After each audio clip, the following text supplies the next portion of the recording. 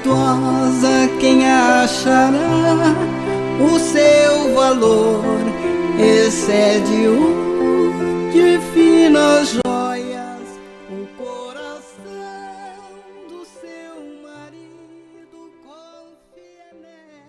Olá, querido ouvinte, amada irmã. Hoje, 18 de novembro, mais um dia de programa Mães Amorosas. Graças ao Senhor, mais um dia que nós vamos desfrutar da palavra, graças a Deus. E hoje, dia 18 de novembro, vamos ler o provérbio, depois o texto retirado dos Dias Mais Sábios, da editora Árvore da Vida, autor Pedro Dong. E o provérbio de hoje fala assim: fogem os perversos sem que ninguém os persiga, mas o justo é intrépido como o leão. Provérbios 28, 1. Temos como título: A verdade triunfará. Quem pratica a mentira e a maldade terá de fugir um dia. Ainda que pareça para alguns valer a pena assim viver pela impunidade. Porém, um dia a casa cairá, por não ter sido edificada sobre o firme fundamento. Mateus 7, 26. A verdade, contudo, triunfará, porque tem solidez. Encontraram-se a graça e a verdade, a justiça e a paz se beijaram. Salmo 85, 10. A nossa vida, portanto, deve ser constituída e firmada sobre a graça e a verdade, sobre a justiça e a paz. Por ter sua origem em Deus, que é a rocha, Salmo 62, 2, esses elementos são inabaláveis.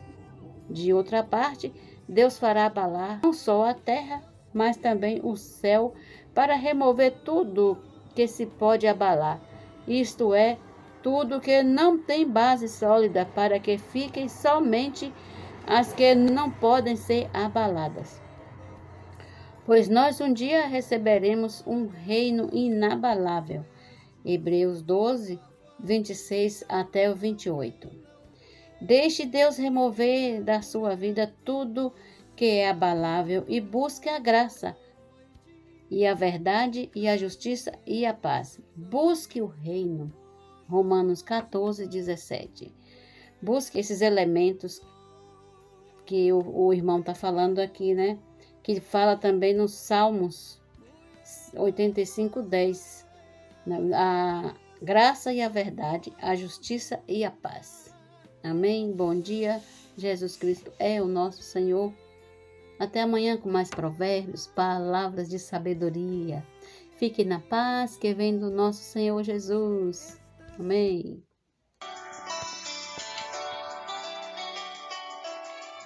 Alimento diário. Série Vida e Edificação. Autoria Pedro Dong.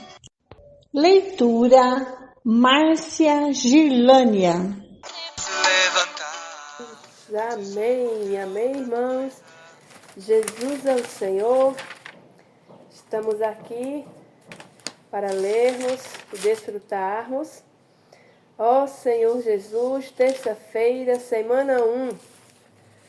Ó Senhor, Números 3:38, Ezequiel 8:16, Filipenses 4:4, 1 Tessalonicenses 5:16. Essa é a nossa leitura bíblica. O título da semana 1, terça-feira, é O Jardim do Éden. No capítulo 2 de Gênesis, Deus revela seu desejo de fazer o homem feliz. E plantou o Senhor Deus um jardim no Éden, na direção do oriente, e pôs nele o homem que havia formado. Do solo fez o Senhor Deus brotar toda sorte de árvores agradáveis à vista e boas para alimento. E também a árvore da vida no meio do jardim e a árvore do conhecimento do bem e do mal. Em hebraico, a palavra Éden significa prazer. Além de criar um ambiente de prazer, Deus fez brotar no jardim do Éden toda sorte de árvores agradáveis à vista e boas para alimento.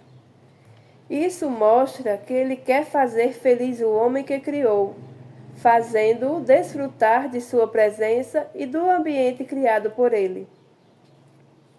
O capítulo 8 de Provérbios nos revela algo mais. Então, eu estava com ele e era seu arquiteto. Dia após dia, eu era as suas delícias, folgando perante ele em todo o tempo. O eu, nesse versículo, refere-se ao filho, e o ele refere-se ao pai. Sendo o arquiteto que projetava tudo o que o pai desejava. Antes mesmo de criar o homem, o pai já vivia em perfeito gozo com o filho. Eu estava com ele dia após dia e eu era as suas delícias, ou seja, seu deleite, sua alegria, seu prazer. Mas Deus quis introduzir também o homem nessa vida de alegria, regozijando-se no seu mundo habitável e achando as minhas delícias com os filhos dos homens. Isso está em Provérbios 8:31. Aqui percebemos que a presença do homem alegra Deus. Até mesmo ao criar árvores, Deus fez questão que fossem agradáveis aos olhos humanos. Quando olhamos para o verde dos campos e das árvores, sentimos descanso. Deus quer alegrar-nos, até mesmo na contemplação das árvores. Além de ser belas, elas eram boas para alimento. Assim, Deus fez questão de satisfazer tanto nossa alma como o nosso corpo. Deus quer também satisfazer nosso espírito. Para tanto, ele colocou no meio do jardim a árvore da vida, para ele mesmo ser a fonte de nossa alegria. O jardim que Deus criou estava direcionado para o Oriente.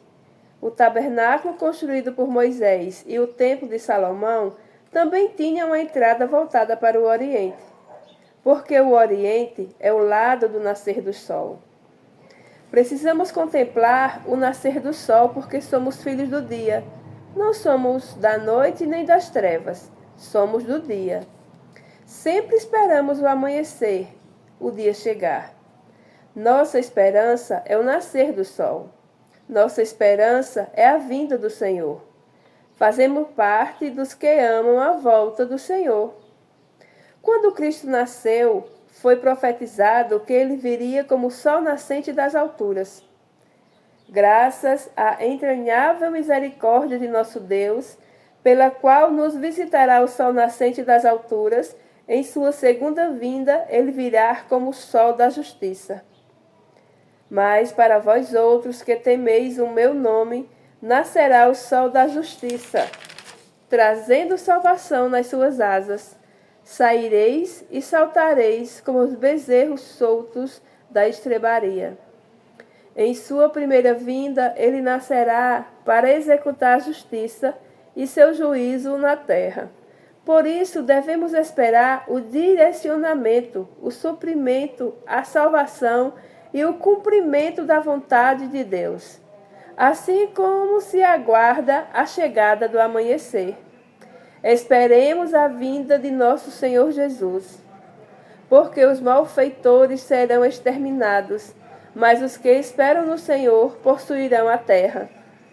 Também, já agora, a coroa da justiça me será aguardada, a qual o Senhor, reto juiz, me dará naquele dia, e não somente a mim, mas também a todos quantos amam a sua vinda.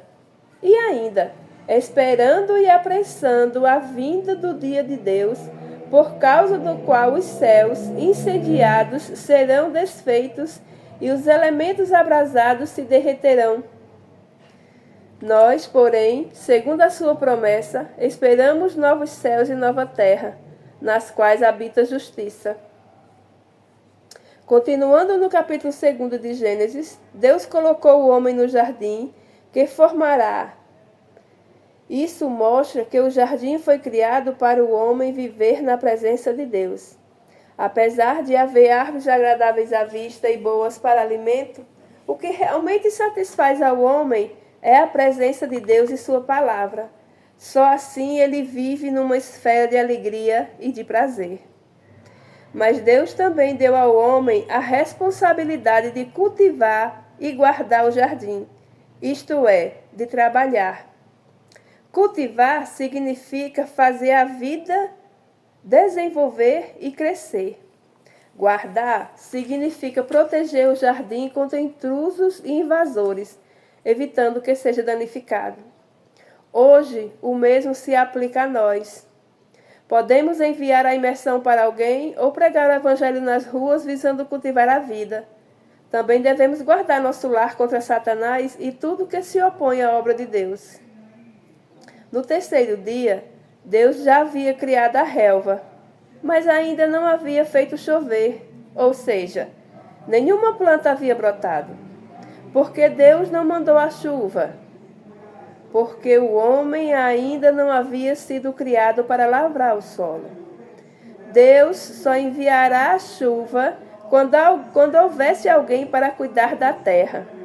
Da mesma forma, hoje, Deus só mandará a chuva quando estivermos dispostos a trabalhar, crendo na palavra que recebemos. Havendo disposição, o Senhor manda bênçãos que fazem brotar na vida do jardim que Ele mesmo confiou para cuidar. Amém. Bom desfrute, Jesus é o Senhor. Pelo sangue de Cristo temos uma aliança eterna. Vamos fazer a imersão na terça-feira.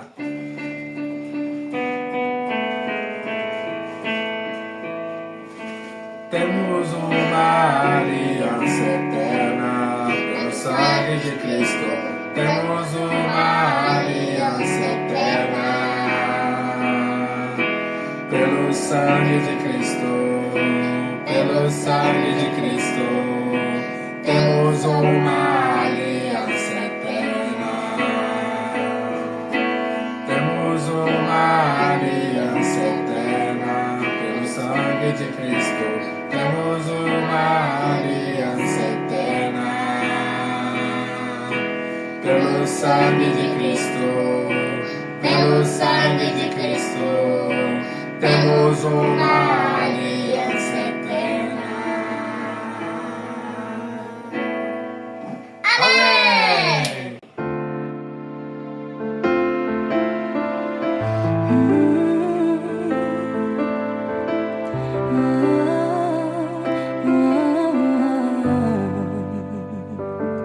Tua sã palavra chove sobre mim e meu coração se abre para ti.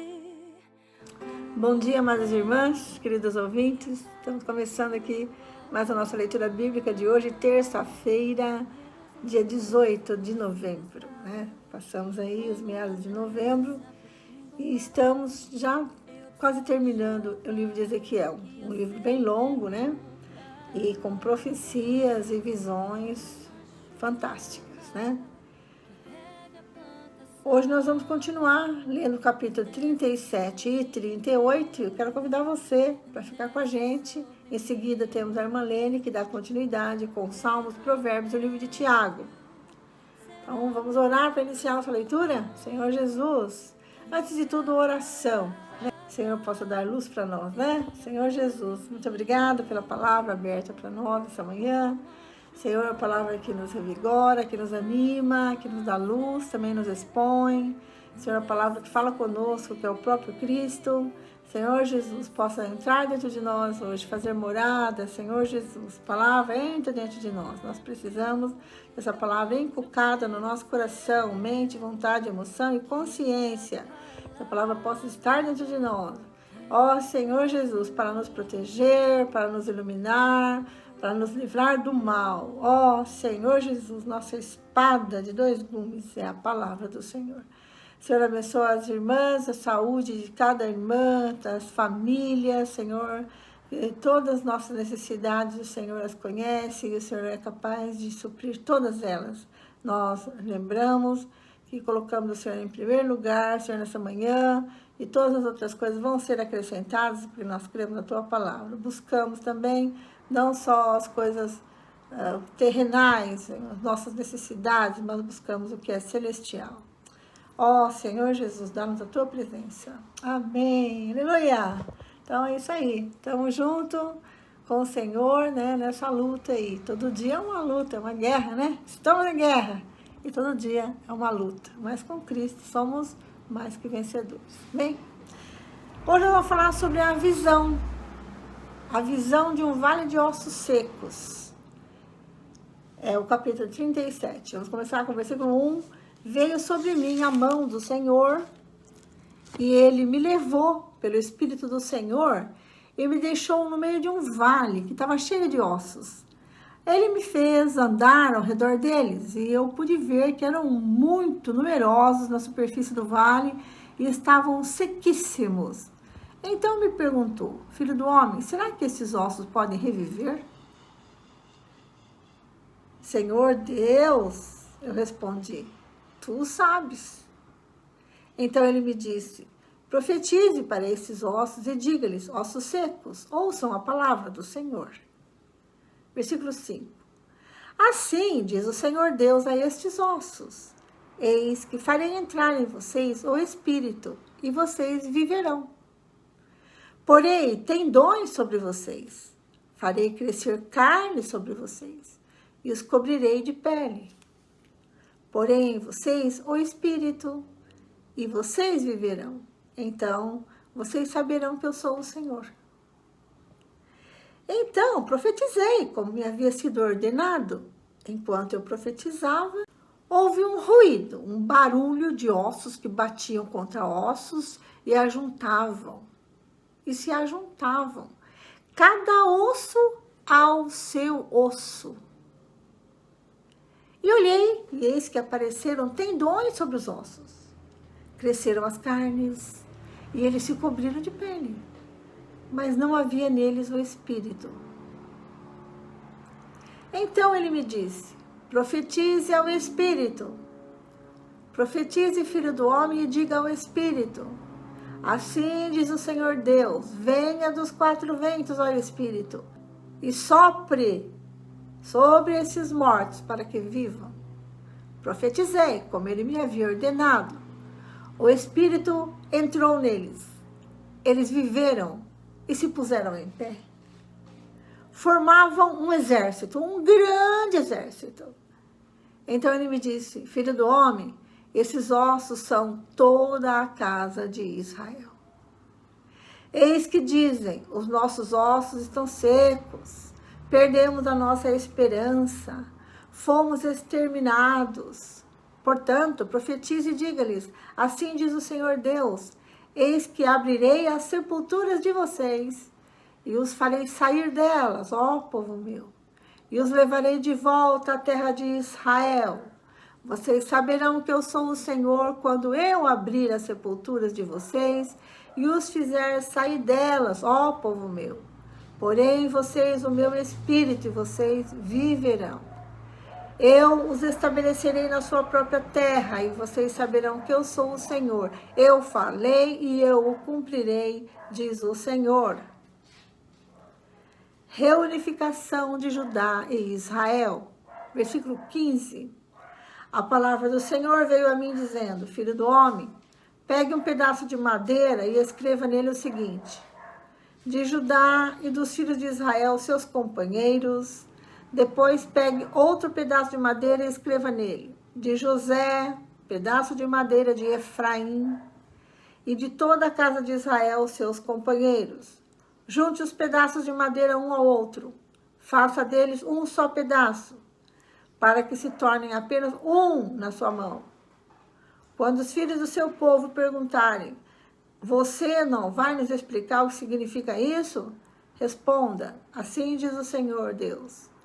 Eis que eu pegarei o pedaço de madeira de José, que está na mão de Efraim, e das tribos de Israel, suas companheiras, e o ajuntarei ao pedaço de Judá. Farei deles um só pedaço, e se tornarão apenas um na minha mão. Os pedaços de madeira em que você escreveu devem ficar na sua mão, para que o povo os veja. Então diga-lhes: assim diz o Senhor Deus, eis que eu tirarei os filhos de Israel do meio das nações, para onde eles foram, e os congregarei de todos os lugares ao redor, e os levarei para a sua própria terra. Farei deles uma só nação na terra, nos montes de Israel, e um só rei será rei de todos eles. Nunca mais serão duas nações, nunca mais se dividirão em dois reinos, nunca mais se contaminarão com seus ídolos, nem com as suas abominações, nem com qualquer das suas transgressões. Eu os livrarei de todas as suas apostasias em que pecaram, e os purificarei. Assim eles serão o meu povo, e eu serei o seu Deus. O meu servo Davi reinará sobre eles, e todos eles terão um só pastor. Andarão nos meus juízos, guardarão os meus estatutos e os observarão. Habitarão na terra que dei ao meu servo Jacó, na qual os pais de vocês habitaram. Habitarão nela, ele e os filhos dos seus filhos, para sempre. E Davi, meu servo, será o príncipe deles para sempre. Farei com eles uma aliança de paz, será uma aliança eterna. Eu os estabelecerei, os multiplicarei, porei o meu santuário no meio deles para sempre. O meu tabernáculo estará com vocês, eu serei o seu Deus, e eles serão o meu povo. As nações saberão que eu sou o Senhor, que santifico Israel, quando o meu santuário estiver no meio deles para sempre. Ó Senhor Jesus, esse é o capítulo 37, e você já deve ter percebido aí, né, que eu colocarei o Espírito neles, né? Isso se refere a quem? A Jesus Cristo. Vem? Vamos ler algumas notas? Nota 1. A expressão introdutória, a mão do Senhor estava sobre mim, então mostra que vai ter um assunto novo aqui, uma visão inédita aqui que ele vai receber, né? Indica um novo assunto. Com frequência, a mão é usada metaforicamente para poder na Escritura. Então, a chegada da mão do Senhor sobre o profeta fala da força irresistível com que o profeta foi tomado por Deus, né? Encheu-se de poder, né? Sobre a mão do Senhor, vindo Ezequiel para dominá-lo, a obra do Espírito no transporte de Ezequiel para um local diferente ocorre no capítulo 3, né, 14, não é a primeira vez que ele é transportado para outro lugar. E também no capítulo 8, 3, no capítulo 11, no capítulo 11, 1, no 24, no 43, versículo 5 também.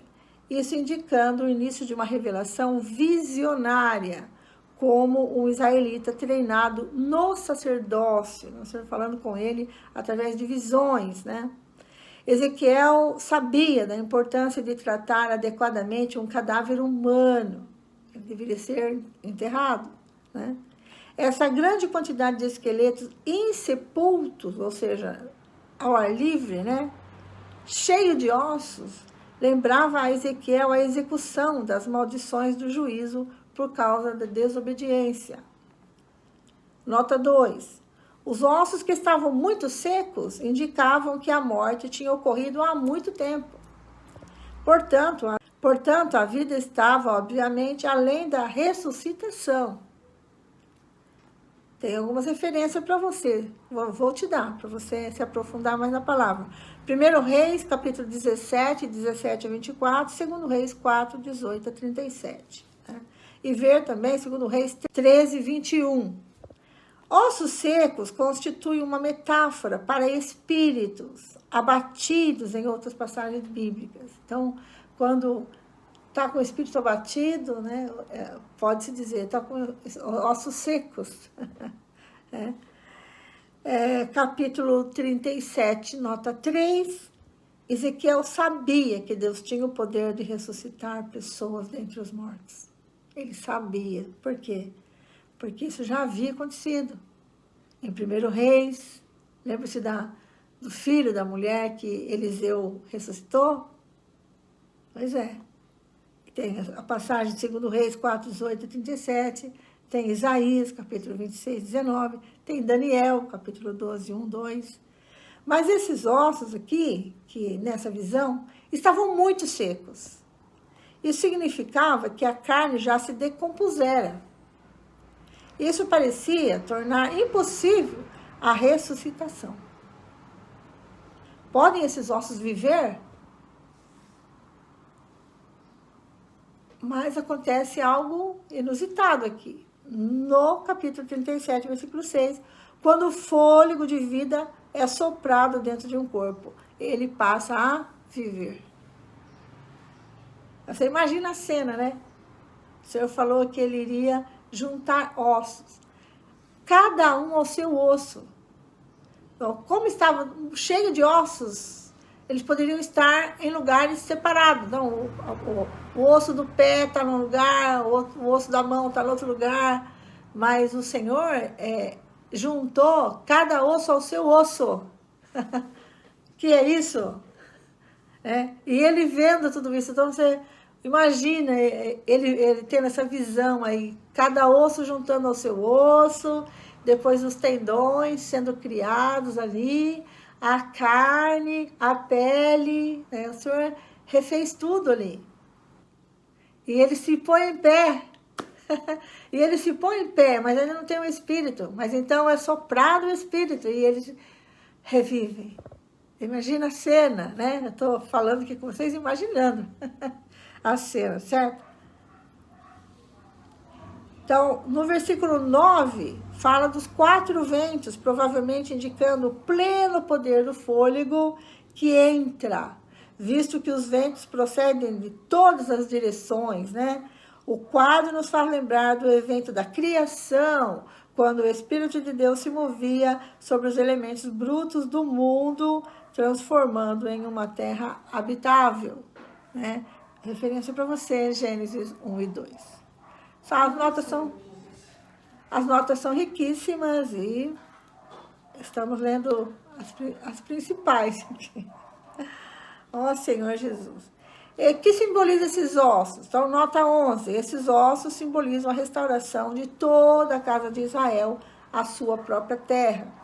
Continuando sua explicação da visão, Deus acrescenta uma nova dimensão à ressurreição dos ossos secos. Ele declara que iria abrir os túmulos do seu povo e tirar as pessoas da sua sepultura, demonstrando a realidade do renascimento nacional. Assim como os eventos na visão são miraculosos, assim também será a restauração de Israel. A visão mostra que nova vida de Israel dependia do poder de Deus. O Senhor era poderoso para restaurar toda a nação de Israel. Depois ele fala sobre a madeira, né? Pega um pedacinho de madeira, escreve, pega um outro pedaço de madeira e escreve. Ao serem unidos pelas extremidades, ao serem unidas essas duas tábuas, formavam como que um cajado. E pareceria um só cajado. Jeremias, contemporâneo de Ezequiel, compartilhou da visão profética de Ezequiel de um Israel unido. É fundamental a toda profecia a respeito de Israel a pressuposição de um povo reunido, a cura de uma ruptura na comunidade do povo de Deus. Os profetas reconheciam as tribos do norte como ainda em existência e não consideravam que estivessem perdidas. Então, nessa visão, o Senhor junta todas as tribos, né? Israel vieram do reino do norte para o reino de Judá, especialmente durante o tempo de crise. E Deus reunirá os dois reinos que se separaram desde a morte de Salomão.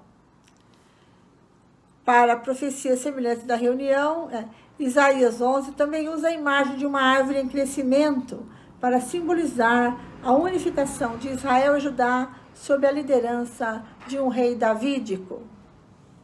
Esse rei davídico que se refere aqui é o Senhor Jesus Cristo. A linguagem do servo é uma característica de profecias messiânicas. A herança davídica, representada por termos como rei Davi, meu servo, estabelecerá uma unidade nacional e impedirá os abusos que predominaram na pré-exílica de Judá.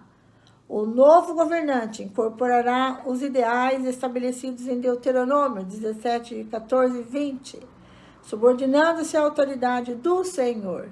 A reunificação das tribos está ligada à promoção da esperança messiânica. Agora eu vou te dar uma referência, Ezequiel 37, 25 e 28, você compara com Romanos 11, 25 a 36. Muito bom, encerramos aqui o capítulo 37 com a leitura dos notas principais desse capítulo. Agora vamos para o capítulo 38. Capítulo 38, versículo 1, profecia contra Gog. A palavra do Senhor veio a mim dizendo: Filho do homem, vira o seu rosto contra Gog, da terra de Magog, príncipe de Ros, de Meseque, Tubal, e profetize contra ele dizendo: Assim diz o Senhor Deus: Eis que estou contra você, Gog, príncipe de Ros, de Meseque, Tubal. Eu o farei mudar de direção, porei anzóis em seu queixo e levarei para longe, juntamente com todo o seu exército, cavalos e cavaleiros, todos vestidos de armamento completo, grande multidão com escudos, todos empunhando a espada, persas e etíopes e pute com eles, todos em escudo, todos com escudo e capacete. Gomer e todas as suas tropas, a casa de Togarma, do lado do norte, todas as suas tropas, muitos povos com você. Prepare-se, sim, esteja preparado, você e toda a multidão do povo que se reuniu a você, e sirva-lhe de guarda. Depois de muitos dias você será convocado no dia dos anos. Você invadirá a terra que se recuperou da espada, cujo povo foi reunido dentre muitos povos, sobre os montes de Israel, que por muito tempo estavam desolados. Este povo foi tirado do meio dos povos, e todos eles habitarão com segurança. Então você subirá, virá como uma tempestade, será como uma nuvem que cobre a terra, você e todas as suas tropas, e muitos povos com você. Assim diz o Senhor Deus: naquele dia, certos pensamentos virão à sua mente, e você conceberá um plano perverso. Você dirá: vou invadir a terra das aldeias sem muralhas. Atacarei um povo pacífico que vive em segurança, todos em cidades sem muralhas, sem ferrolhos, nem portões. Para levar o despojo, arrebatar a presa e levantar a mão contra as terras desertas que agora se acham habitadas e contra o povo que se congregou dentre as nações, o qual tem gado e bens e habita no meio da terra. Sabá e Dedã, e os mercadores de Tarsis, e todos os seus governadores lhe dirão: você veio para levar o despojo? Você reuniu o seu bando para arrebatar a presa, para levar a prata e o ouro, para pegar o gado e os bens, para saquear grandes despojos? Gog invadirá Israel. Portanto, profetize, filho do homem, e diga a Gog: assim diz o Senhor Deus: será que naquele dia, quando o meu povo de Israel estiver vivendo em segurança, você não ficará sabendo? Você virá do seu lugar, dos lados do norte, você e muitos povos com você, todos montados em cavalos, uma grande multidão e um poderoso exército. Você subirá contra o meu povo de Israel como nuvem para cobrir a terra. Nos últimos dias trarei você contra a minha terra, para que as nações me conheçam, quando eu tiver revelado a minha santidade em você, ó Gog, diante das nações. Versículo 17. Assim diz o Senhor Deus: por acaso você não é aquele de quem falei nos tempos antigos, por meio dos meus servos, os profetas de Israel, que naqueles dias profetizaram durante anos que eu faria com que você viesse e atacasse o meu povo? Naquele dia, quando Gog vier contra a terra de Israel, diz o Senhor Deus, eu ficarei furioso. Pois no meu zelo, no fogo do meu furor, eu disse que naquele dia haverá um grande terremoto na terra de Israel. Os peixes do mar, as aves do céu, os animais selvagens, todos os animais que rastejam sobre a terra e todas as pessoas que estão sobre a face da terra tremerão diante de mim. Os montes virão abaixo, os rochedos se desfarão e todas as muralhas desabarão por terra. Convocarei a espada contra Gog e em todos os meus montes, diz o Senhor Deus. A espada de cada um se voltará contra o seu próximo. Eu o castigarei com peste e derramamento de sangue. Farei cair chuva torrencial, grandes pedras de granizo, fogo e enxofre sobre ele, sobre as suas tropas e sobre os muitos povos que estiverem com ele. Assim revelarei a minha grandeza e a minha santidade e me darei a conhecer aos olhos de muitas nações e saberão que eu sou o Senhor. Esse é o capítulo 38. Então, para maior compreensão, vamos para as nossas notas. Aqui fala-se de algo da época e também de algo futuro, quando se refere a Gog, né?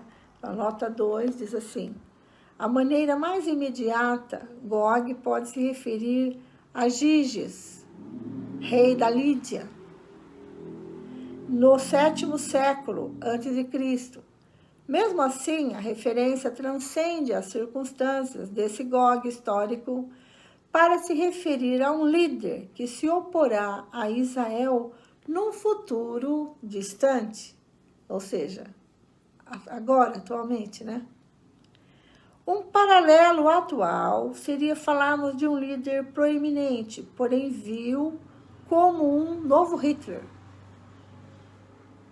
A única outra ocorrência de Gog está em Apocalipse, capítulo 20, versículo 8. Gog parece transcender as categorias históricas, servindo como um símbolo de forças do anticristo. Se for esse o caso, Gog passou a ser um símbolo transnacional do mal, muito semelhante a Edom e o Egito. Tem várias referências aqui. Êxodo 15, Isaías 34, Malaquias 1, versículo 2 a 5. As referências à invasão de Gog em Apocalipse 19 e 20 permitem a ideia de que Gog representa a besta e também Satanás. O fato de Gog ser arrastado e levado por anzóis pode ser um análogo ou até mesmo um paralelo à ação de Deus na soltura de Satanás da prisão em Apocalipse 20, versículo 7. Então, você nota aqui que ele viu algo para os tempos finais nessa visão aqui. Em Ezequiel, capítulo 25, 32, o profeta se dirige às nações conhecidas por Judá. Agora, lemos a respeito do plano de Deus para nações distantes e desconhecidas. Trata-se de algo que é paralelo à descrição no livro de Apocalipse da batalha de Armagedon.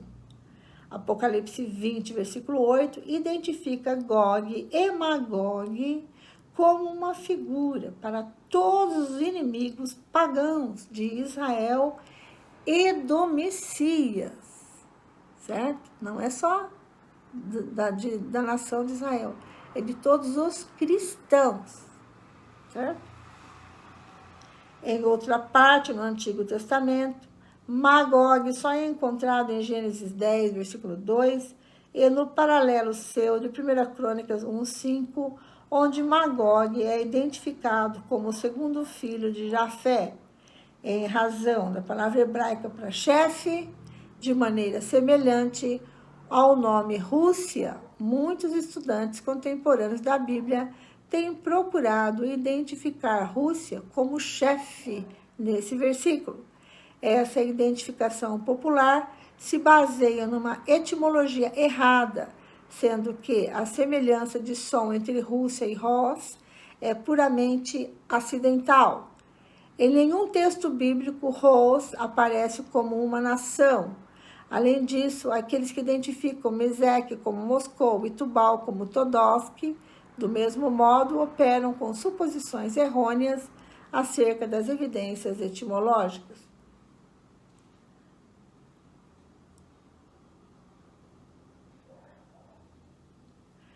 Nota 8:9. Nos últimos anos, no fim dos anos, é uma expressão profética que às vezes é aplicada ao fim dos tempos.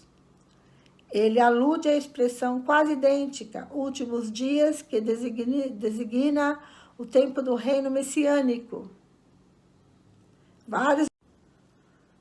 O ataque será tão maciço que as tropas invasoras parecerão como uma nuvem para cobrir a terra. Nuvem e tempestade são imagem comum na literatura bíblica, anunciando ameaças proféticas. Então, uma nuvem de inimigos, muitos inimigos contra Israel e os cristãos, certo? Nota 21. Então, você vê um grande número de inimigos, né? Mas na nota 21 diz assim: Deus trará tamanha confusão sobre os adversários do seu povo que eles se matarão uns aos outros. A nota 22. Esses juízos contra Gog são consistentes com as maldições pactuais de peste, que está em Deuteronômio 32, 24, derramamento de sangue, que está em 32, 4, 2, o dilúvio, que está em Gênesis 6, saraiva e enxofre, que está em Josué 10, 11, a derrota de Gog pela espada e pelos elementos naturais, salienta o papel de Deus como criador e regente da natureza. A destruição também faz lembrar a destruição de Sodoma e Gomorra. Então, o Senhor virá contra esse exército do mal, né, que é formado para destruir Israel e os cristãos, certo? Amanhã nós vamos continuar a leitura sobre a queda de Gog, não perca. Ficamos por aqui, a Lene está chegando aí para dar continuidade à leitura bíblica de hoje, tá bom? Jesus é o Senhor, até amanhã, se Deus quiser. Deus abençoe vocês, tchau. Bom dia, queridas ouvintes, bom dia, amada irmã.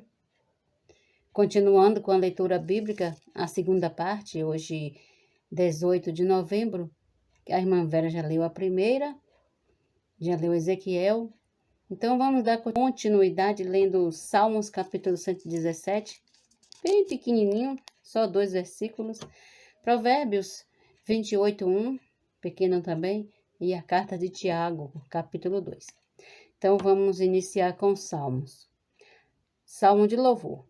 Louvem o Senhor todos os gentios, que todos os povos o louvem, porque grande é a sua misericórdia para conosco, e a fidelidade do Senhor dura para sempre. Aleluia! Aí, olha só que lindo, pequenininho, mas profundo. Louvem o Senhor todos os gentios, que todos os povos o louvem, porque grande é a sua misericórdia para conosco, e a fidelidade do Senhor dura para sempre. Aleluia! Agora vamos ler o Provérbio 28, versículo 1.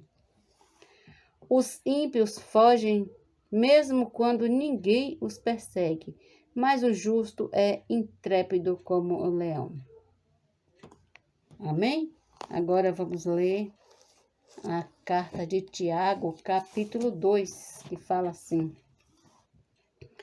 não deve haver parcialidade. Versículo 1. Meus irmãos, vocês não podem ter fé em nosso Senhor Jesus Cristo, o Senhor da glória, e ao mesmo tempo tratar as pessoas com parcialidade. 2. Porque se entrar na sinagoga de vocês um homem com anéis de ouro nos dedos, vestindo roupa luxuosa, e entrar também um pobre muito mal vestido, e vocês derem um tratamento especial ao que está vestido com a roupa luxuosa, dizendo: você sente-se aqui no lugar de honra, e disserem ao pobre: você fique em pé, ou sente-se ali, abaixo do estrado dos meus pés. Será que vocês não estarão fazendo distinção entre vocês mesmos e julgando as pessoas com critérios errados? Será? Que boa pergunta que Tiago faz.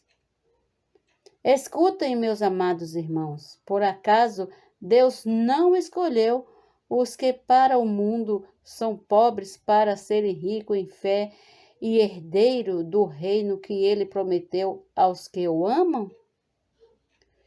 No entanto, vocês desprezam os pobres. Por acaso não são os ricos que oprimem vocês e não são eles que os arrastam para os tribunais? Não são eles os que blasfemam o bom nome que foi invocado sobre vocês? Se vocês, de fato, observam a lei do reino, conforme está na Escritura, ame o seu próximo como a si mesmo, faze o bem. Se, no entanto, vocês tratam as pessoas com parcialidade, cometem pecado, sendo condenados pela lei como transgressores, pois quem guarda toda a lei, mas tropeça em um só ponto, se torna culpado de todos. Versículo 11. Porque aquele que disse, não cometa adultério, também ordenou, não mate. Ora, se você não comete adultério, porém mata, acaba sendo transgressor da lei. Assim falem e vivam como pessoas que serão julgadas pela lei da liberdade, porque o juízo é sem misericórdia sobre quem não usou de misericórdia. A misericórdia triunfa sobre o juízo. 14. Meus irmãos, qual é o proveito se alguém disser que tem fé, mas não tiver obras? Será que essa fé pode salvá-lo? Se um irmão ou uma irmã estiverem com falta de roupa e necessitando do alimento diário, e um de vocês lhe disser, vão em paz, tratem de se aquecer e de se alimentar bem, mas não lhe dão o necessário para o corpo, qual é o proveito disso? Assim também a fé, se não tiver obras, por si só está morta. Mas alguém dirá, você tem fé e eu tenho obras. Mostre-me essa sua fé sem as obras, e eu com as obras lhe mostrarei a minha fé. Você crê que Deus é um só? Faz muito bem, até os demônios creem e tremem. Seu tolo, você quer ter certeza de que a fé sem as obras é inútil? Por acaso não foi pelas obras que Abraão, o nosso pai, foi justificado quando ofereceu seu filho Isaque sobre o altar? Você parece que a fé operava juntamente com as suas obras e que foi pelas obras que a fé se consumou. E se cumpriu a Escritura, que diz, Abraão creu em Deus e isso lhe foi atribuído para a justiça. E ele foi chamado amigo de Deus. 24 agora. Assim vocês percebem que uma pessoa é justificada pelas obras e não somente pela fé. De igual modo, será que não foi também pelas obras que a prostituta Raabe foi justificada quando acolheu os emissários e os fez partir por outro caminho? Porque assim como o corpo sem espírito é morto, assim também a fé sem obras é morta. Amém? Até amanhã com mais uma leitura bíblica, que nós possamos ter a nossa fé inabalável em Cristo Jesus, ajudando, praticando o que nós ouvimos, o que nós vimos. Amém. Bom dia.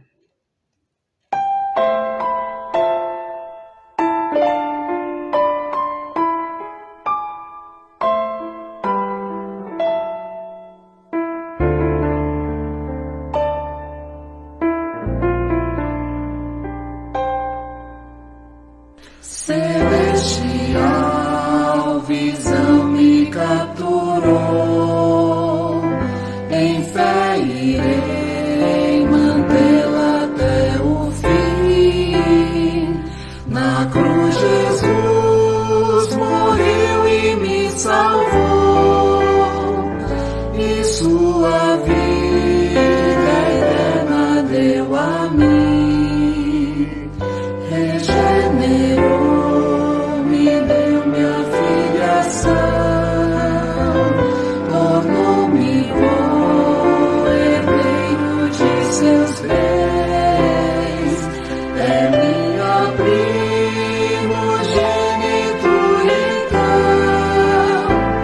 pelo poder com que Deus me sustém. Prossigo para o prêmio superior. Rejeito este mundo sem valor. Ao seu chamado digo: eis-me aqui, Senhor. Sou escolhido de Deus.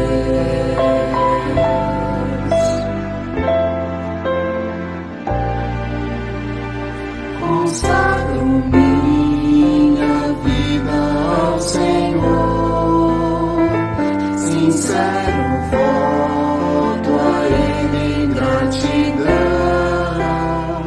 Desejo ser moldado em amor, um vaso útil em suas mãos, e o Senhor do servo seu requer, que seja bom, prudente e fiel, disposto a fazer o que puder para agradar o coração de Deus.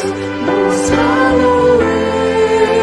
enquanto posso achar, invocarei seu nome perto está. Se na palavra sempre me alimentar, crescer em vida irei.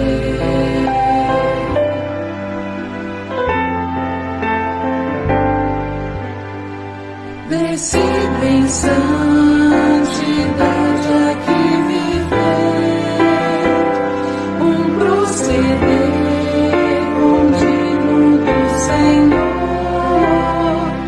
ser sal e luz por onde estiver.